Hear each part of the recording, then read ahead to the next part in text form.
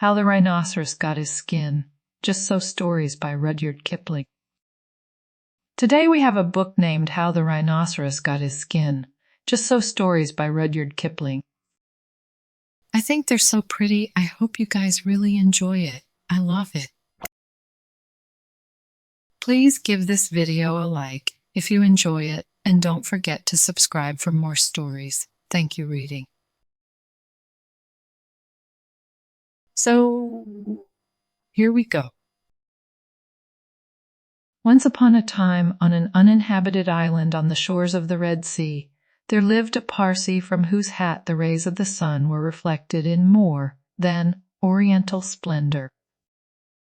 And the Parsee lived by the Red Sea, with nothing but his hat and his knife and a cooking stove of the kind that you must particularly never touch. And one day he took flour and water and currants and plums and sugar and things, and made himself one cake which was 2 feet across and 3 feet thick. It was indeed a superior comestible. That's magic. And he put it on stove because he was allowed to cook on the stove, and he baked it and he baked it and he baked it till it was all done brown and smelled most sentimental. But just as he was going to eat it, there came down to the beach from the altogether uninhabited interior one rhinoceros, with a horn on his nose, 2 piggy eyes, and few manners. In those days the rhinoceros' skin fitted him quite tight. There were no wrinkles in it anywhere. He looked exactly like a Noah's Ark rhinoceros, but of course much bigger. All the same, he had no manners then, and he has no manners now, and he never will have any manners. He said, "How?" And the Parsee left that cake and climbed to the top of a palm tree, with nothing on but his hat, from which the rays of the sun were always reflected in more than oriental splendor. And the rhinoceros upset the oil stove with his nose, and the cake rolled on the sand, and he spiked that cake on the horn of his nose, and he ate it, and he went away, waving his tail, to the desolate and exclusively uninhabited interior, which abuts on the islands of Mazandaran, Socotra, and... Then the Parsee came down from his palm tree and put the stove on its legs and recited the following sloka, which, as you have not heard, I will now proceed to relate. Them that takes cakes, which the Parsee man bakes, makes dreadful mistakes. And there was a great deal more in that than you would think. Because 5 weeks later, there was a heat wave in the Red Sea, and everybody took off all the clothes they had.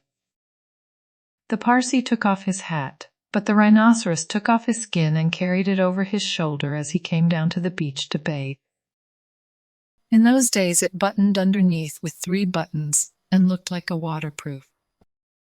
He said nothing whatever about the Parsee's cake, because he had eaten it all, and he never had any manners, then, since, or henceforward. He waddled straight into the water and blew bubbles through his nose, leaving his skin on the beach. Presently the Parsee came by and found the skin, and he smiled one smile that ran all around his face 2 times. Then he danced 3 times around the skin and rubbed his hand. Then he went to his camp and filled his hat with cake crumbs, for the Parsee never ate anything but cake and never swept out his camp. He took that skin, and he shook that skin, and he scrubbed that skin, and he rubbed that skin just as full of old, dry, stale, tickly cake, crumbs, and some burned currants as ever it could possibly hold. Then he climbed to the top of his palm tree and waited for the rhinoceros to come out of the water and put it on. And the rhinoceros did. He buttoned it up with the 3 buttons, and it tickled like cake crumbs in bed. Then he wanted to scratch, but that made it worse, and then he lay down on the sands and rolled and rolled and rolled and rolled, and every time he rolled the cake crumbs tickled him worse and worse and worse and worse. Then he ran to the palm tree and rubbed and rubbed and rubbed himself against it. He rubbed so much and so hard that he rubbed his skin into a great fold over his shoulders, and another fold underneath, where the buttons used to be, But he rubbed the buttons off, and he rubbed some more folds over his leg. And it spoiled his temper, but it didn't make the least difference to the cake crumbs. They were inside his skin, and they tickled. So he went home, very angry indeed and horribly scratchy, and from that day to this every rhinoceros has great folds in his skin and a very bad temper, all on account of the cake, crumbs inside.